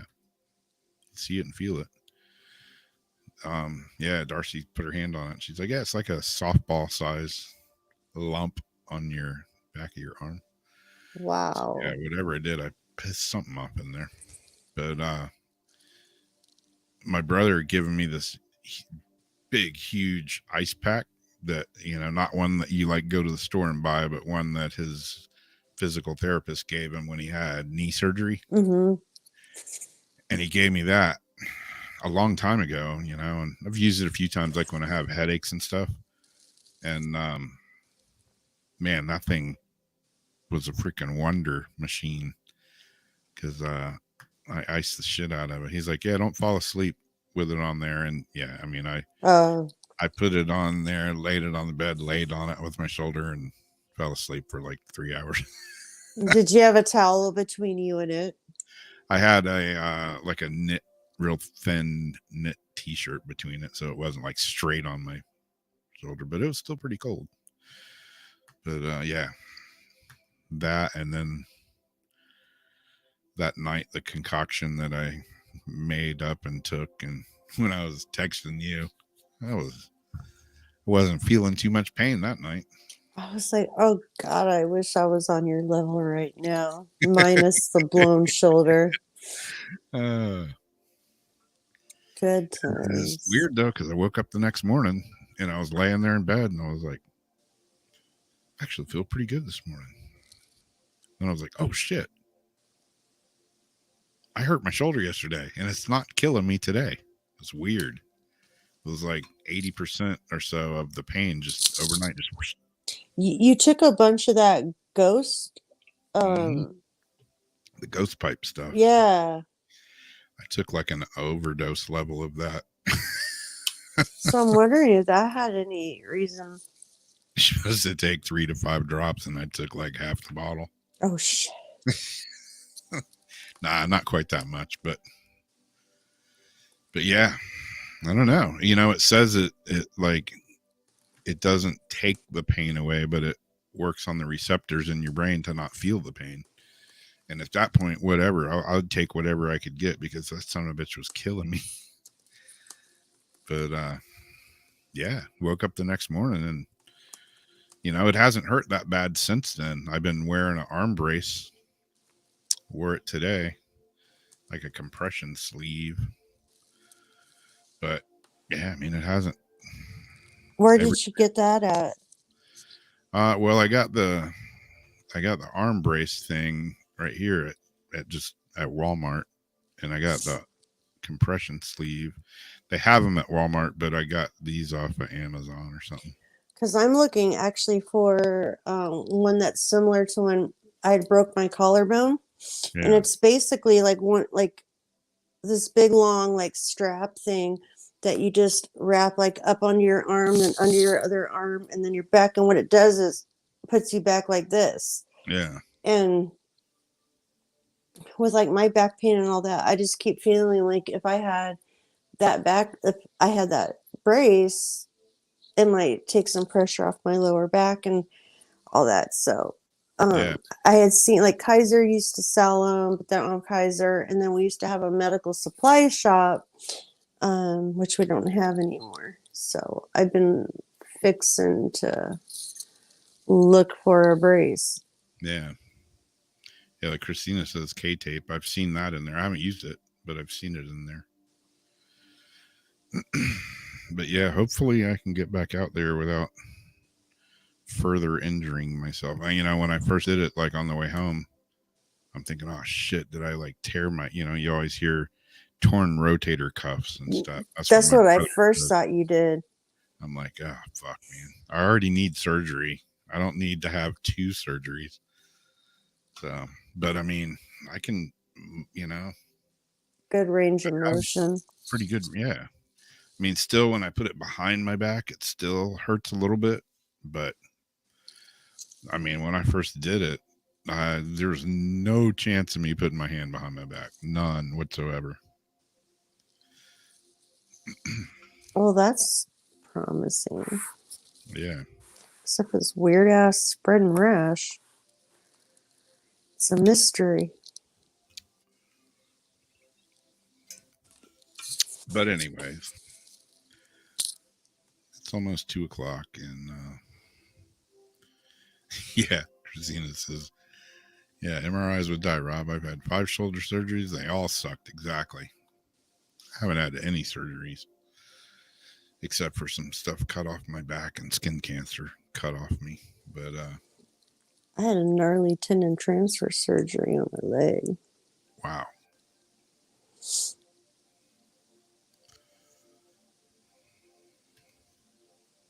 Let's see. I'm looking up. I saw Jason put it up earlier or yesterday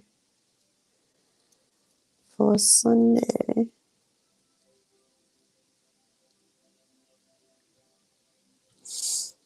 Okay, so we will be back Sunday with guest Christopher Macklin, a highly aware psychic child. He specializes in healing abductees. If you're still here, Royal, this might be one that you might want to look at on Sunday. He specializes in healing abductees and others who have suffered related negative ET trauma. There you go. He assists people in removing negative ET presences from their lives, clearing homes and land. So I'll get those forwarded out probably tomorrow, but that should be an interesting one for you guys. Well, if he says, am I playing out this weekend? Yeah, I am actually. I'm playing Saturday. I'm playing drums this weekend for Trio, another band that I'm in, the CTR Trio. So I'll be down in Flagler Beach, beating the Skins or something like that. I don't really know how to play drums. I just kind of make it up as I go. Play along with the music, right? Can't be that hard, right? Just feel the vibe, feel the music. Yeah. It's funny. Every week I go, I take a different assortment of drums and stuff, which I'll do this weekend. I think I'm going to take my whole bongo conga setup this weekend. That's cool though. Yeah, I'm trying to find the easiest combination to take and pack and carry because all the shit's heavy. I don't know why I thought, yeah, I'll play drums. Yeah, I'm a bass player. I'll play drums. It'll be fun. Yeah, lugging that shit around. It's not fun. I got more gear as a drummer than I do for a bass player. Bass player, I got my amp, my pedal board, and my speaker cabinet, and some cords. Drums, I got cymbal stands, snare stands, this stand, that stand, chime stand, Your drums. stool. Yeah, it's a nightmare. Who would want to be a drummer? I don't know, but it's fun, so I do it. I just like to bitch about it. Okay, what can we do if we can't bitch? Yeah, exactly. Anyways, that's it. That's all we got. And yeah, we'll be around for Sunday Paranormal Soup. And other than that, y'all take care. Thanks for hanging out with us. Have a great rest of the week. And we will catch you